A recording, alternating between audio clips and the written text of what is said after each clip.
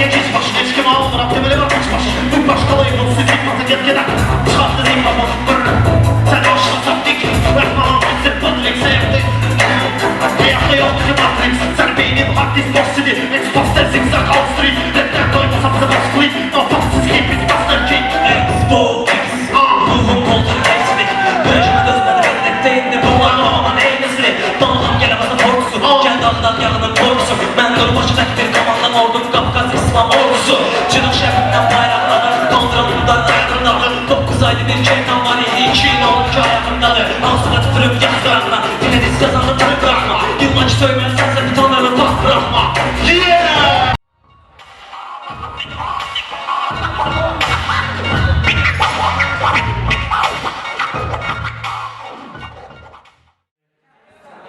...2009-2010 ildə mən Makaron albomu yazmışam, birinci albomum.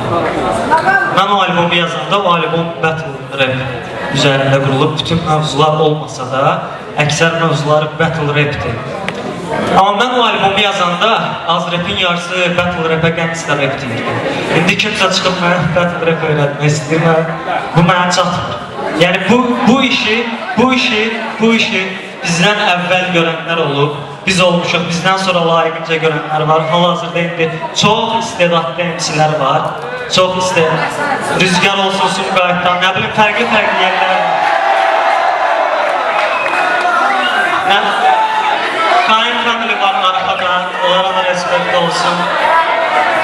Hamısını tanıyıram, o uşaqların bir gün hamısının adını çəkməm. MC bazı olsun, hamısını tanıyıram. Hamısının respektim var. Hamısı hörmət saxlayırlar.